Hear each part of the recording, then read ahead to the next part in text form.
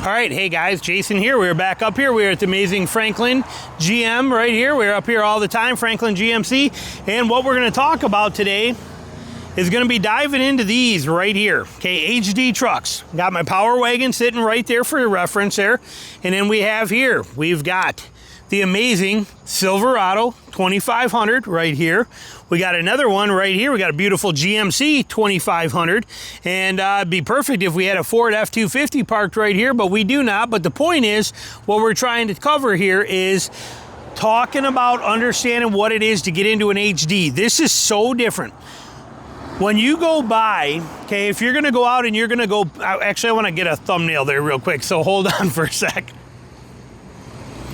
All right, so if you're gonna go out and you're gonna buy a 1500, you're gonna buy a Chevy 1500, a Ram 1500, or a Ford F150, they are so close to each other, there's really no difference. They're very, very similar trucks. Okay, there's nothing major there that's happening. However, when you get into the HD world, all of that changes. This is so different than those.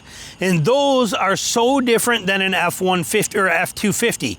That's what we want to cover today. And it's not just about the details. I'll cover a little bit about that, but mainly it's to get you to make sure that you're doing the right thing here.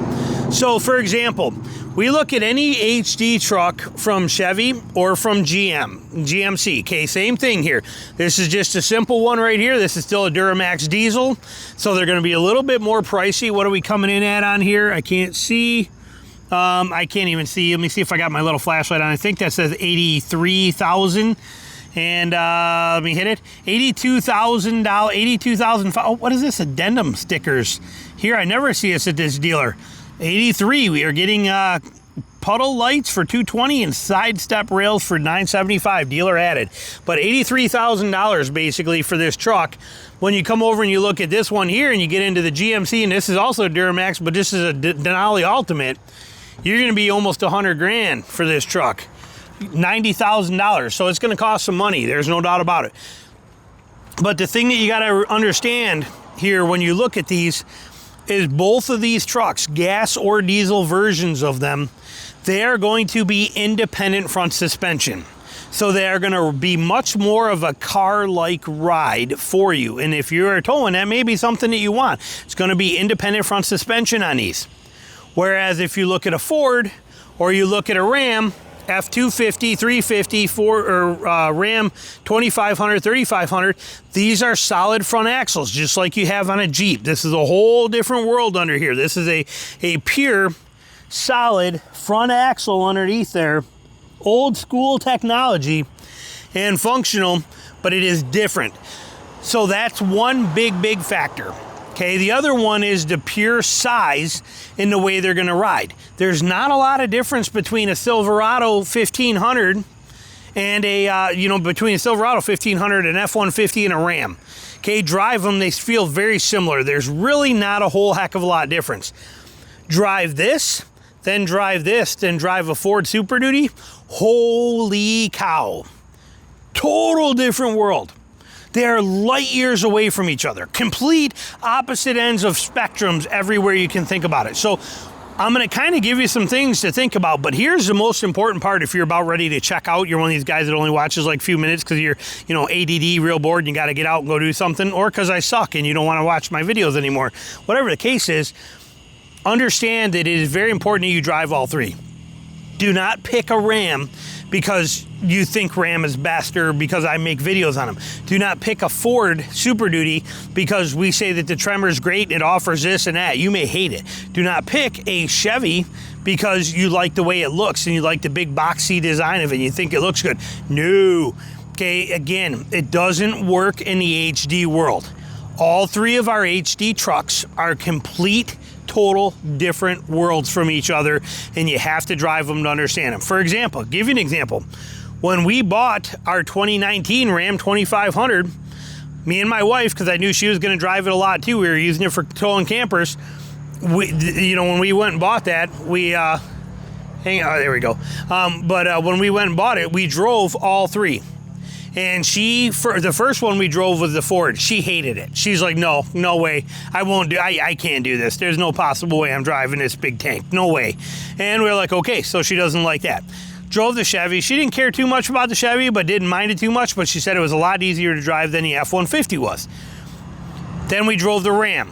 Second we got into Ram, she fell in love instantly and said, this is what I want to buy. I don't care how it is or how we do it. If this will tow what we need it to tow, this is exactly what I want.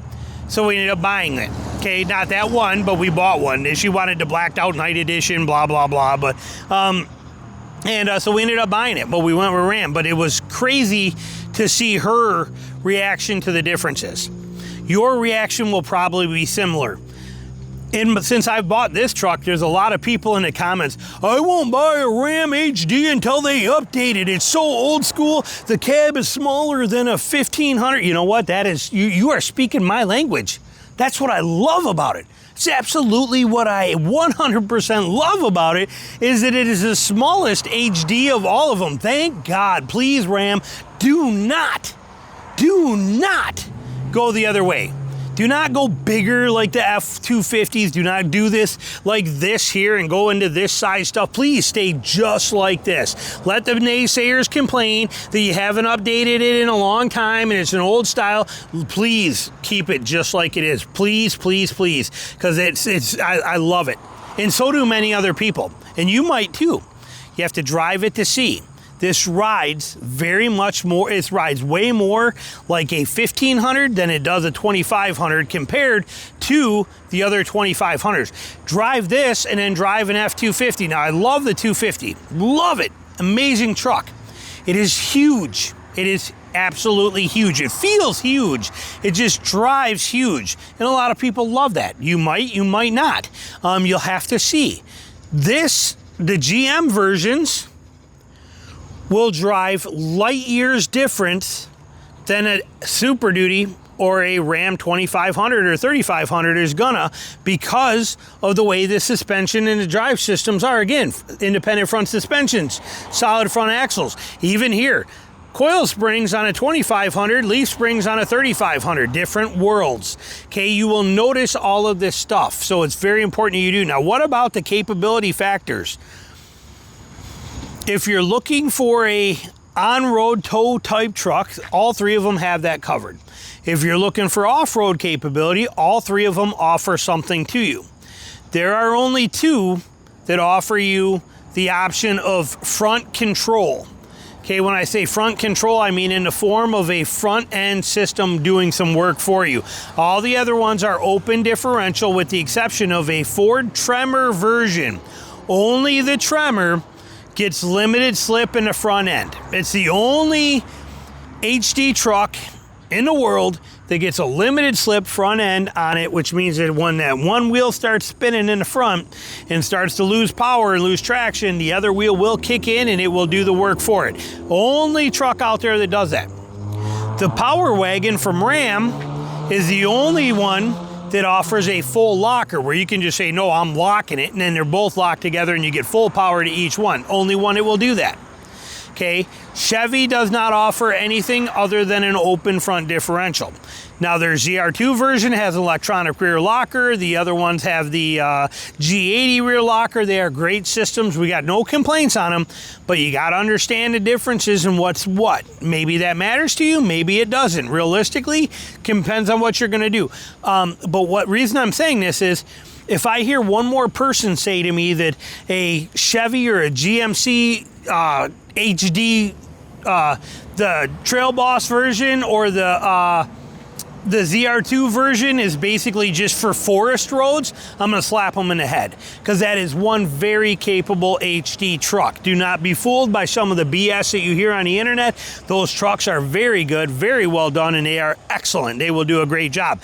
Does it only have open diff in the front? Yes, it does, but it's also independent front suspension. You will probably love it. Okay, very important. We got to wait for a truck here. Getting some noise. We're right up here by the front because that's where these were. When you are going to think about getting an HD truck, it is mandatory, absolutely mandatory, that you drive all three.